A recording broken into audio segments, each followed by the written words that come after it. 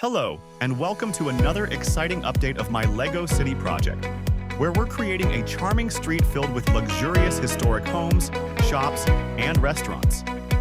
We've already finished 2 of the 4 buildings, and today we're moving on to the 3rd one, which features a trendy boutique on the ground floor and a luxurious apartment above. This structure will be placed next to the orange-brown building, and we're starting with the 1st floor, where our boutique will offer trendy clothing for the residents of this upscale neighborhood.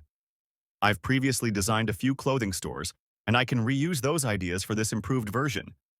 First, we position the staircase in the corner and place the initial mannequins by the window, inspiring passers-by with the store's latest fashion pieces. Of course, we add a few clothing racks and 2 mirrors, crucial elements that no boutique can go without. I also designed a small cash register so customers can pay for their clothes. It consists of a computer screen, a keyboard, and a payment terminal. Everything you need. I place it by the back entrance of the store. We also position an additional mannequin next to the staircase, proudly displaying the newest collection in plain view of all visitors. Because it's such a trendy store, a photo shoot is definitely in order.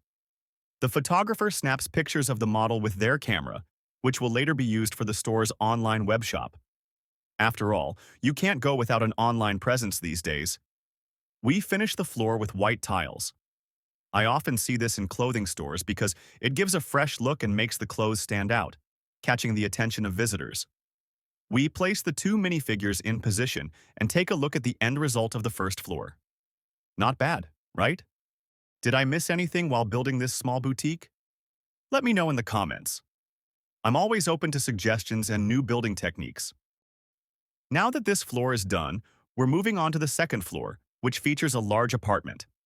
It's a combination you frequently see in older, bigger cities. We also add the 2nd staircase as an extension of the 1st and subtly incorporate a clock into the wall. This floor will serve as the living room, which is the most logical layout for an apartment starting on the 1st floor. In the center of the room, we place a large dining table with 4 black chairs around it. In the corner of the living room, we add a kitchen, complete with a refrigerator, freezer, sink, and electric stovetop. Behind the dining table, we position a plant in the corner to add some greenery, and we place the couch in its spot. Of course, a TV is essential in front of the couch, so we set up a TV stand between the kitchen and the seating area to complete the space. We add the wall behind the couch and position the final section of the staircase. The floor is finished with light brown tiles, which, in my opinion, most closely resemble the color of a wooden floor. The white wall behind the couch looked a bit plain, so I decided to incorporate a built-in planter to give it some character. Now this floor is fully finished, and we can move on to the rest of the apartment. For the exterior of the building, I chose a combination of light gray masonry bricks for the ground floor and used a tiling technique for the rest of the facade. This style, in my opinion, fits well with the surrounding buildings. Since this structure is positioned between 2 other buildings, the sides don't need to be built with the same masonry bricks or tiles. That would be a waste of bricks, of course. In the wall construction, I incorporated no less than 3 features: a shower, a sink with a mirror, and a TV for the bedroom. The shower is surrounded by 2 glass panels, and the bathroom floor is finished with white tiles. I placed the toilet in its spot, completing the bathroom. It was fun to design the bathroom this way for a change. Next to the bathroom is the master bedroom. Here, I add a large bed with a nightstand and lamp on each side. The room also features a cozy electric fireplace, perfect for a clean air environment while sleeping. Finally, I place a potted plant in the corner of the room, completing the 3rd floor. The parents of the family can enjoy watching TV from the comfort of their bed while basking in the warm ambiance of the fireplace. Isn't that a romantic idea? When the parents wake up, they can head straight from their bed to the luxurious bathroom. These folks are definitely living in style. We place the 3rd floor on top of the 2nd and move on to the final floor of the building. I built the floors slightly lower than the other houses on the street. Including the ground floor, this building has 4 floors, 1 for the shop and 3 for the luxury apartment. The final floor is already finished with tiles, and I position the beds in each of the rooms. This floor is where the family's 2 sons sleep, as you can tell from the large desk featuring an impressive gaming computer, complete with a racing wheel. The oldest son spends hours here passionately playing his favorite racing games. To save space, I built the large computer screen into the wall. We position the oldest son in his spot and place the two walls into place.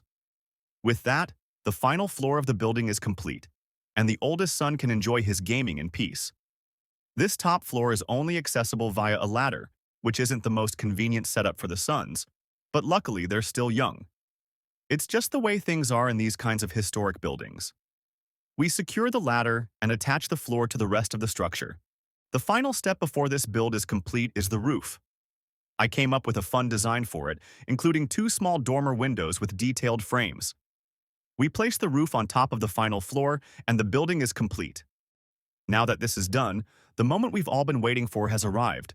We're finally placing the building between the other structures in the street. And trust me, you don't want to miss this.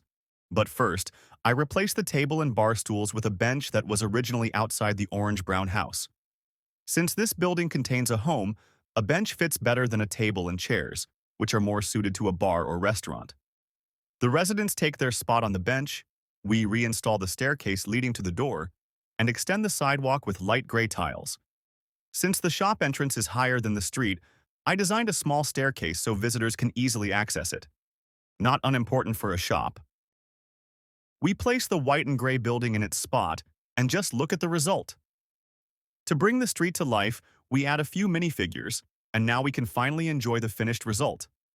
It's really starting to feel like a charming street, just like those you often see in large historic cities. The combination of shops and residential homes creates a unique atmosphere, if you ask me. This, combined with lots of people and cars on the street, enhances the feeling of being in a bustling city where there's always life on the streets. I've also added a luxury Ferrari and a black Mercedes G63 AMG wagon. These high-end cars contribute to the upscale vibe I want to create with this luxurious street full of historic buildings. You can also see in the footage how the houses are accessible from the back, as I've left a small gap between the homes and the other structures in the city. This allows access to the back of the houses through a narrow alley. After all, if it's possible in real life, it should also be possible in my city. Now that this construction is complete, there's only room for one more building in the street. What do you think shouldn't be missing here, and how should I use this space? Let me know in the comments, and who knows, your idea might come to life. Want to see more detailed content on how I build the city? Become a member of my channel now and get access to exclusive videos full of helpful tips on how I buy my Lego bricks and how I come up with and build my designs. For just a small fee per month, you'll get access to exclusive content that only members can view. Become a member and learn everything about building the ultimate Lego city. So become a member, and for now, thank you for watching. I'll see you in the next update.